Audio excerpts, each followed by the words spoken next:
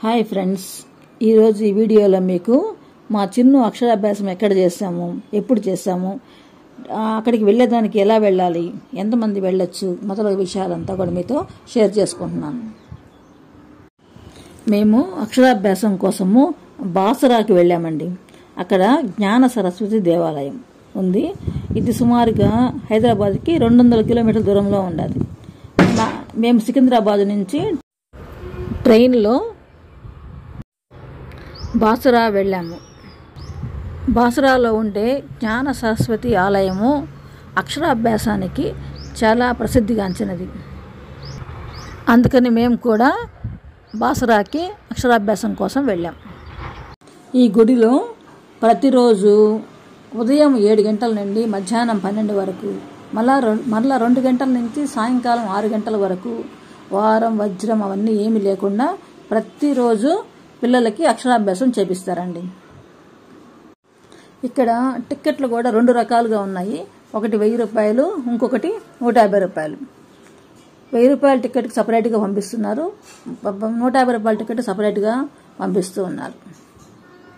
కానీ ఏ టికెట్ తీసుకున్నా కానీ ఇద్దరిని మాత్రమే అలౌ చేస్తూ ఉన్నారు. వారితో పాటు ఇంకా మిగతా వాళ్ళు వెళ్ళాలనుకుంటే ఒక్కొక్కరికి 100 రూపాయల లెక్కన ఎక్స్ట్రాగా టికెట్ తీసుకొని వెళ్లాల్సి ఉంటుంది. ఈ గుడిలో ఆన్లైన్లో మాత్రం టికెట్స్ అమ్మరండి, మనం నేరుగా వెళ్ళి టికెట్స్ కొనుక్కోవాల్సిందే.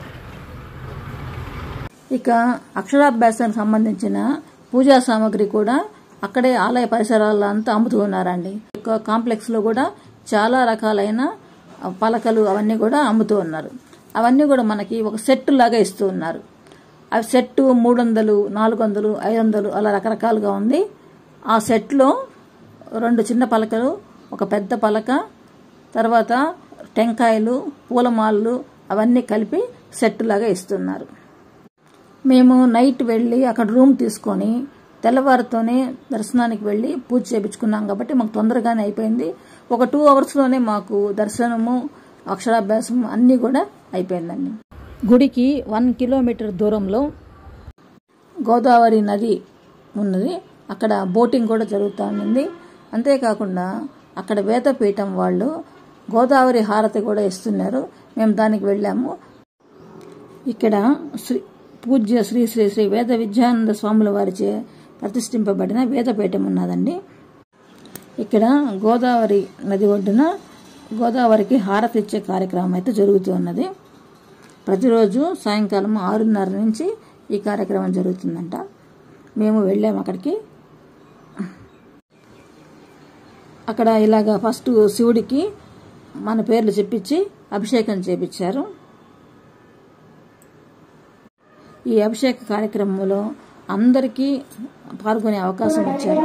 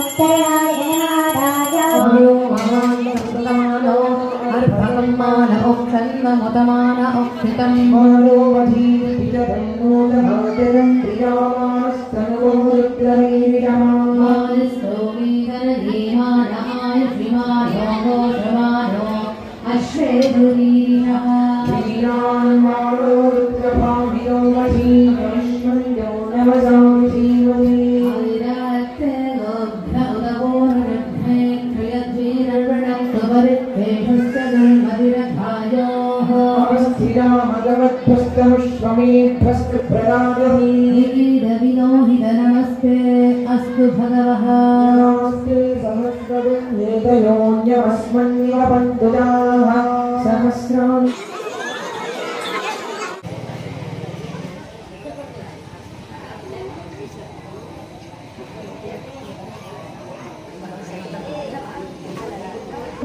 जय श्री वेद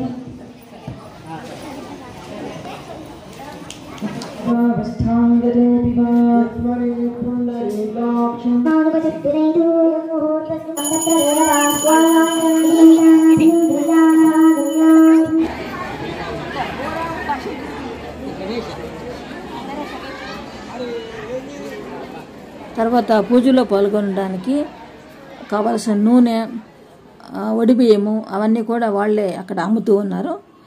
సెట్ 400 రూపాయలు చెప్పారు. మేము అది తీసుకొని అమ్మవారికి వడిబియ్యం కూడా సమర్పించాము. చూడండి.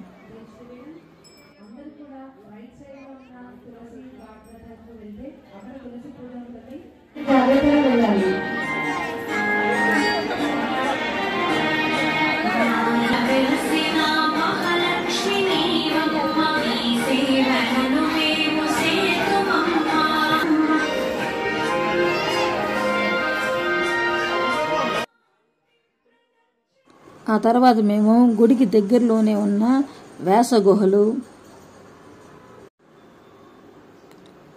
తర్వాత దత్తపీఠం ఇంకొంచెం దూరంలోనే, తర్వాత సర్వపాపహార శంకరుడి గుడి కూడా ఉన్నది. అది కూడా మేము దర్శించామండి. అది అయితే ప్రస్తుతానికి రిపేర్లో ఉన్నది, కొంచెం చేస్తూ ఉన్నారు. ఇలా అన్నీ చూసుకొని మరుసటి రోజు ప్రయాణము. మీరు కూడా ఒకసారి జ్ఞాన సరస్వతి ఆలయాన్ని సందర్శించి ఆమె కృపకు పాత్రలు కండి.